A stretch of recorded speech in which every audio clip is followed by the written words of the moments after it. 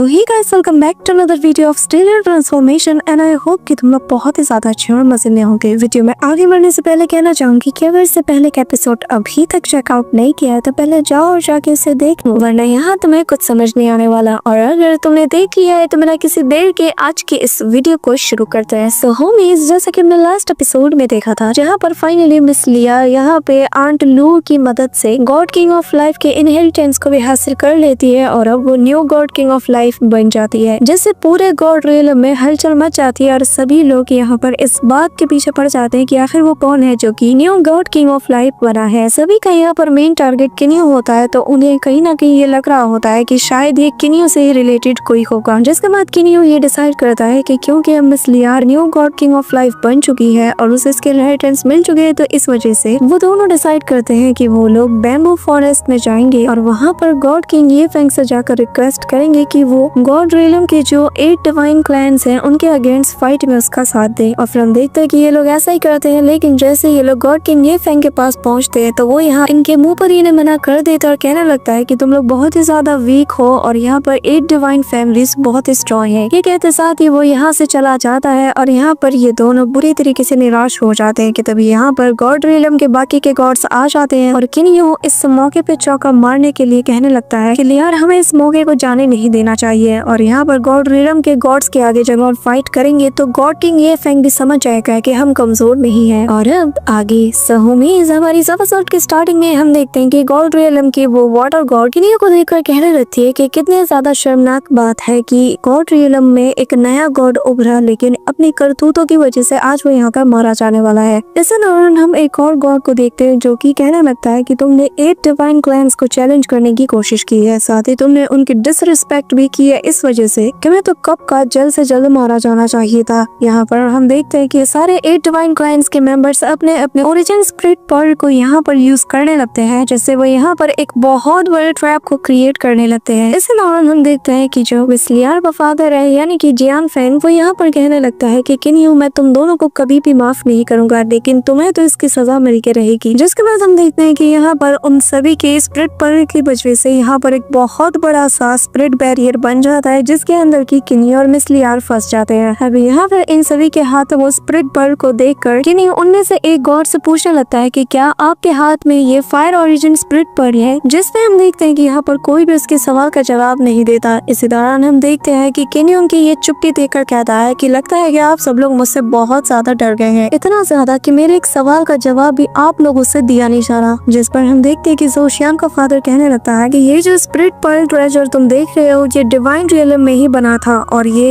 एक first grade का हॉर्नमिंग लिंगबाओ treasure है और यहाँ पर बस 8 डिवाइन क्लैन ही इसे पोजेस करती है और तुम जैसे के लिए ये एक ऑनर की बात होगी कि तुम्हारी मौत एक फर्स्ट ग्रेड के हॉर्नमिंग लिंगबाओ ट्रेजर से होने वाली है। जिस पर किनियो अपने मन में सोचने लगता है कि जो क्लोडिंग फेदर सेलेस्टियल वेंडेवल का मास्टर है उसने मुझे फर्स्ट ग्रेड के 3 हॉर्नमिंग लिंगबाओ सेलेस्टियल ट्रेजर दिए थे और जहाँ तक मुझे याद है उनमें से एक फायर ओरिजिन वाला स्पिरिट पर्ल था। अगर ये इतना ही ज्यादा रेयर है जैसा कि जोशियान के फादर ने कहा है, तो आखिर उसके जैसा सेम फायर ओरिजिन वाला स्पिरिट पर्ल मेरे पास कैसे आया, या फिर ये सारी बात एक झूठ है और बाकी के जो 7 डिवाइन क्लैंस हैं और उनके जो क्लैन ट्रेजर्स हैं उनकी भी मल्टीपल कॉपीज मौजूद है। इसी दौरान हम जोशियान के फादर को देखते हैं जहाँ पर वो अपने उसी क्लैन के स्पिरिट बॉल को यूज करने लगता है और फिर उसकी मदद से वो किनियो पर बहुत ही पावरफुल थंडर लाइटनिंग से अटैक करता है, जो देखकर किनियो अपने उन्हीं ग्लव्स का यूज करता है जो कि 2nd ग्रेड के हॉर्नमिंग लिंगबाओ ट्रेजर है, जहाँ पे हम देखते हैं कि वो थंडर स्ट्राइक इतनी ज्यादा पावरफुल होती है कि किनियो को पीछे ढकेल देती है। इसी दौरान किनियो कहने लगता है कि मानना पड़ेगा इसकी ताकत बहुत ही कमाल की है। जिसके बाद किनियो को यह एहसास होता है कि क्यों ना इस वक्त वो अपनी ट्रू स्ट्रेंथ को भी यहाँ पर टेस्ट कर ले। जिसके बाद जोशियान के फादर को हम देखते हैं जहाँ पर उसने अपने गॉडली रिंग्स को भी एक्टिवेट कर लिया था और जिनका यूज करते हुए हम देखते हैं कि वो यहाँ पे थंडर स्नेक को क्रिएट कर लेता है और जिनसे वो किनियो पर अटैक करवा देता है कि तभी पलक झपकते ही हम देखते हैं कि किनियो ने यहाँ पर उसके अटैक को अपने क्लोन से ही रोक दिया था, जो देखकर बाकी के गॉड्स भी हैरान हो जाते हैं। कहने लगते हैं कि मानना पड़ेगा किनियो का जो क्लोन उसकी ड्यूरेबिलिटी भी बहुत कमाल की है, जिस पर मिस लियार का फादर भी अग्री करने लगता है। इसी दौरान किनियो जोशियान के फादर से कहने लगता है कि देखो तुम अकेले तो मेरा कुछ नहीं बिगाड़ सकते, तो क्यों ना तुम अपने बाकी के साथियों से भी हेल्प ले लो। अब यहाँ पर किनियो को ऐसे टॉन्ट मारता हुआ देखकर बाकी के गॉड्स को भी गुस्सा आ जाता है और वो मिलजुल कर किनियो के क्लोन से डील करने लगते हैं, जो देखकर बाकी के जो जो गॉड्स थे वो यहाँ पर किन्यू के ओरिजिनल बॉडी से डील करते हैं, जहाँ पर ये लोग किन्यू पर अटैक करते हैं अपने क्लाइंट ट्रेजर से। लेकिन किन्यू भी बहुत इजीली अपने स्पेयर का यूज करते हुए उनके अटैक को डॉज कर देता है। इसी दौरान हम मिस जियांग ली के फादर को देखते हैं, जहाँ पर वो अपनी बेटी की तरफ ही बढ़ रहा था। इसी के साथ हम देखते हैं कि मिस लियार अपने फादर को कन्विंस करने लगती है और कहती है कि फादर, क्या आपके पास सच में दिल नहीं है? मेरी खुशी के लिए ना सही, लेकिन जरा इस बच्चे का सोचिए। भले ही किन्यू की पावर इस वक्त लिमिटलेस है, लेकिन आगे वो बहुत कुछ अचीव कर सकता है और ये बात आप भी अच्छे से जानते हैं। जिस पर जियांग फैन अपनी बेटी से कहता है कि लियार, जल्द से जल्द मेरे साथ वापस चलो और किन्यू और उसके बच्चे को यहीं पर मरने के लिए छोड़ दो। ये कहते साथ ही वो मिस लियार के बच्ची को बहुत बुरा भला कहता है, जिसे सुनते साथ ही मिस लियार को गुस्सा आ जाता है। जिसके बाद उसका फादर आगे कहने लगता है कि हमारे साथ वापस चलो और तुम वापस से मेरी बेटी बनकर हमारे स्नो सिटी की प्रिंसेस बनकर रहोगी। जिस पर मिस लियार कहने लगती है कि ना तो मैं किन्यू को छोड़ूंगी और ना ही मैं हमारे बच्चे को कुछ होने दूंगी। जिस पर उसके फादर वो गुस्सा आ जाता है और वो कहने लगता है कि फिर बाद में मुझे ब्लेम मत करना। जिसके बाद वो यहाँ पर मिस लियार पर अटैक कर देता है, लेकिन मिस लियार अपने फर्स्ट ग्रेड के होंगमिंग लिंगवा वाले उस ट्रेजर की मदद से उसके अटैक को रोक देती है। यहाँ पर उसके स्वॉर्ड को देखकर वो हैरान हो जाता है, जिस पर मिस लियार बताने लगती है कि ये किन्यू की तरफ से ही एक गिफ्ट है। जिस इनके उसके फादर को गुस्सा आ जाता है, वो इमीडिएटली उसके पीछे टेलीपोर्ट होकर उस पर एक और अटैक कर देता है और ये इतने फास्टली होता है कि मिस लियार को डॉज करने का मौका नहीं मिल पाता। लेकिन वो फ्लोटिंग फेदर सेलेस्टियल फ्रेजर, जो कि एक फर्स्ट ग्रेड का होंगमिंग लिंगबाओ है, उसकी वजह से उसका अटैक यहाँ पर मिस लियार को लग नहीं पाता। जो देखकर उसका फादर कहता है कि क्या एक और फर्स्ट ग्रेड का लिंगबाओ ट्रेजर। इसी दौरान किन्यू की नजर बील पे पड़ती है और वो इमीडिएटली यहाँ पर आ जाता है और कहने लगता है कि जियांग फेंग, तुम्हें शर्म नहीं आती कि तुम अपनी खुद की बेटी पर अटैक कर रहे हो? और यहाँ पे किन्यू को देखते साथ ही मिस लियार का फादर उस पर अटैक कर देता है, लेकिन किन्यू के एक स्पेयर के अटैक से वो दूर तक धकेल दिया जाता है और फिर कहने लगता है कि अगर दोबारा तुमने उस पर अटैक किया तो मैं भूल जाऊंगा कि तुम मिस लियार के फादर हो। इसी दौरान हम देखते हैं कि जोशियान का फादर और बाकी के 3 वार्ड्स ने मिलकर यहाँ पर किन्यू की जो क्लोन बॉडी थी उसका काम तमाम कर दिया था। जिसके बाद ये सभी लोग किन्यू के सामने आ जाते हैं और फिर ये लोग कहने लगते हैं कि चलो हमारे असली प्लान को शुरू किया जाए। जिसके बाद हम देखते हैं कि 6 डिवाइन क्लैन मेंबर्स अपने अपने क्लैन ट्रेजर्स का यूज करना शुरू कर देते हैं, जहाँ पर हम देखते हैं कि ये अपने क्लैन के अल्टीमेट ट्रेजर को बाहर निकालते हुए उसकी पावर को एक साथ गैदर करने लगते हैं और फिर यहाँ पर उनकी वो क्लैन ट्रेजर्स आपस में स्पिन करते हुए एक पावरफुल एनर्जी को क्रिएट करते हैं, जो कि सीधा आसमान में जाती है। वहाँ पे हमें काले बादल नजर आते हैं और दूर से किन्यू ये सारा नजारा देखता था। जिसके बाद हम देखते हैं कि अचानक से वो रोशनी गायब हो जाती है और वही आसमान से एक के बाद एक 6 डिवाइन ट्रेजर्स अपने डेडली फॉर्मेशन को यहाँ पर एक्टिवेट करने लगते हैं और एक के बाद एक हम 6 डिवाइन क्लैन के क्लैन ट्रेजर्स की पावर को देख पाते हैं, जहाँ पर वो फॉर्मेशन पूरी तरीके से सेट हो जाते हैं और सारे 6 डिवाइन क्लैन मेंबर 6 की एलिमेंट नाम के एक पूरे ट्रैप को यहाँ पर क्रिएट कर देते हैं, जिससे वहाँ पर एक बहुत ही पावरफुल फॉर्मेशन यहाँ पर बनने लगता है। जिसे देखकर यहाँ पे मिस लियार कहती है कि किन्यू, मुझे कुछ ठीक नहीं लग रहा। इसी के साथ हम देखते हैं यहाँ पर उस फॉर्मेशन में से एक एनर्जी निकलती है जो कि सीधा किन्यू की तरफ बढ़ रही थी, जिसे देखकर किन्यू भी हैरान हो जाता है कि तभी यहाँ पे हम देखते हैं कि गॉड किंग ये फेंग आ जाता है, आते साथ ही अपने डोमेन को एक्टिवेट कर देता है। जिसके बाद वो इन लोगों के अटैक को रोक देता है, जिसे देखकर सभी लोग हैरान हो जाते हैं। यहाँ पर गॉड किंग ये फेंग को उनके अटैकों को रोकते हुए देखकर किन्यू और मिस लियार भी शॉक्ड हो जाते हैं। जिसके बाद गॉड किंग ये फेंग कहने लगते हैं कि 6 डिवाइन क्लैन के इस कंबाइंड अटैक को देखकर खुद आशुरा गॉड भी इनका अकेले सामना करने का कभी ना सोचे, तो इसलिए तुम्हें जल्द से जल्द यहाँ से भागना होगा।